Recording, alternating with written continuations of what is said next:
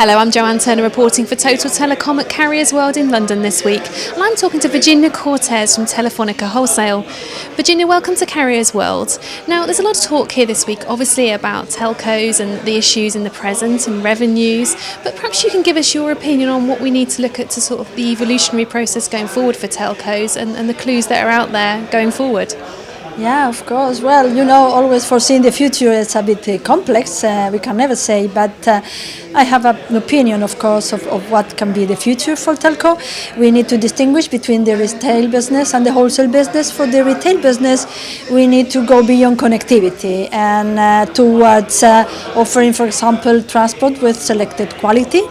Also, M2M services will be very important, not just connectivity about LTE or Wi-Fi, but also we can help the customers with their M2M applications regarding relationship with the regulators, for example, where we are quite good in the telco. And also the web RTC services will be an important clue of the future because they will mix the telco service with the IT and web world. Regarding the wholesale business, in this case, we need to go beyond aggregation. Aggregation is not just enough. There's not enough margin. Functionality is very standard. So we need to go to interworking, which means not just technical interworking, but everything to make the services of our customers that are global. For example, also geographically. In each country, we need to make specific differences in our agreements. Also, real-time intelligence is also important because there's a lot of data crossing the wholesale network, so we can monetize on those data and find the right way to the final applications to use it. And finally, there's a migration or an evolution towards more hubbing, commercial hubbing, which means that we need to be able to be in the middle, doing the adaptation of the different business models. So we need to put specific business models for the OTTs in regarding with the telecom. Okay, and agreements play quite a big part in this. So how do agreements sort of play in the telco evolution?